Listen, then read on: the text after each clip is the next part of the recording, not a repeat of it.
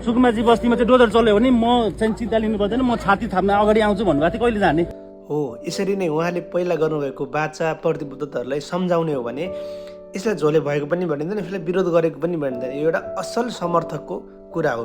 किनभने उहाँले पहिला जुन कुरा भन्नुभएको थियो कि यदि सुकुम बस्तीमा चाहिँ अव्यवस्थित रूपमा चाहिँ डोजर चल्यो भने म छाती थाप्न आउँछु, तपाईँहरू चाहिँ एक्लो छु, हामीलाई सरकारले हेपे भन्ने सोच्नु पर्दैन भनेर जो किसिमले चाहिँ उहाँले भन्नुभएको थियो, उहाँले रिमाइन्ड मात्रै गराउनु भएको। यसलाई उहाँले चाहिँ प्रतिशोध छाडेको कतिपय मान्छेले भन्छन् ए यो झोले रहेछ, यो फल्लो पार्टीको रहेछ भने यो होइन। हामी जस्तो जनता एउटा निष्पक्ष भएको जनताले गर्ने सपोर्ट भनेको यसरी नै हो। अब यस्तो छ, हामीले सरकारले केन्द्रीय सरकारको त्यस्तो निर्णय भएको मलाई थाहा भएको छैन।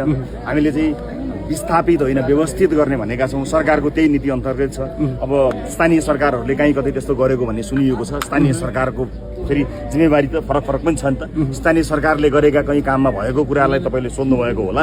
केन्द्रीय सरकारले चाहिँ आफ्नो नीतिमा हामी अडिग छौँ, म आफ्नो नीतिमा अडिग नै छु। किनभने उहाँहरू बिजी हुनुहुन्छ, उहाँहरू चाहिँ चाहेर पनि गर्न सक्नुहुन्न नि त। उहाँको आफ्नै काम हुन्छ, बिर्सेको हुनसक्छ, भुलेको हुनसक्छ।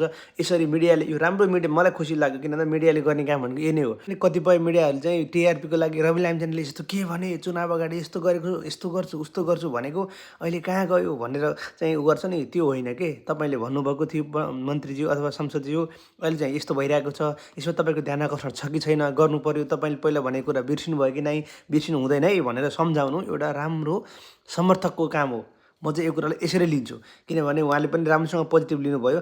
एउटा चाहिँ असल नेताको चाहिँ एउटा जिम्मेवारी भनौँ अथवा एउटा चाहिँ पहिचान हुन्छ कि होइन, आफूले भनेको कुरा पुरा गर्नु। यदि बिर्सेको छु भने अथवा उहाँले यदि उहाँको दिमागबाट यसो कतै बिजी भएको कारणले हटेको भयो भने त अब सम्झिनुहुन्छ नि त, हो मैले भनेको थिएँ है, मान्छेले याद गरेका रहेछन् भनेर। उहाँलाई यसले गर्दा अरू बाचाहरू पनि उहाँले फरि सम्झेर याद गर्नुहुन्छ नि। अल्दो उहाँले याद गर्नुहुन्छ, उहाँले बिर्सिनु भएको छ भन्न खोजेको त होइन। तर जुन मिडियाको त्यो साथीले प्रश्न सोध्नुभयो त्यो चाहिँ बहुत खुसी लाग्यो। त्यसरी प्रश्न गर्ने मिडियाहरू भयो भने चाहिँ देशमा पनि कमसेकम एउटा के भन्छ भने त्यसलाई तपाईँको एउटा पारदर्शिता हुन्छ कि, एकाउन्टेबिलिटी भन्छ नि, त्यो हुन्छ। किनभने उनीहरूले पनि नत्र भने यत्तिकै एउटा भ्यू बनाउनको लागि फल्नालाई के भन्नुहुन्छ, फल्नालाई समातेकोलाई तपाईँले के कसरी लिनु भएको छ, कसरी हेर्नु भएको छ भनेर चाहिँ फल्ना, अनि त्यसपछि टाइटलमा फल्नाले यसो भन्यो, फल्नाले त यसो भन्यो भनेर लेख्ने खालको मिडिया भन्दा यसरी उहाँलाई आफ्नो जिम्मेवारी सम्झाउने, उहाँले चाहिँ गरेको कुरालाई चाहिँ यस्तो सही वा सही, गलत गलत अथवा कसरी हेर्नु भएको छ भनेर चाहिँ रिमाइन्ड गराउनु नै एउटा असल मिडियाको पावर पनि हो, ताकत पनि हो, र एउटा काम र जिम्मेवारी पनि हो। यो देखेर चाहिँ खुसी लाग्यो।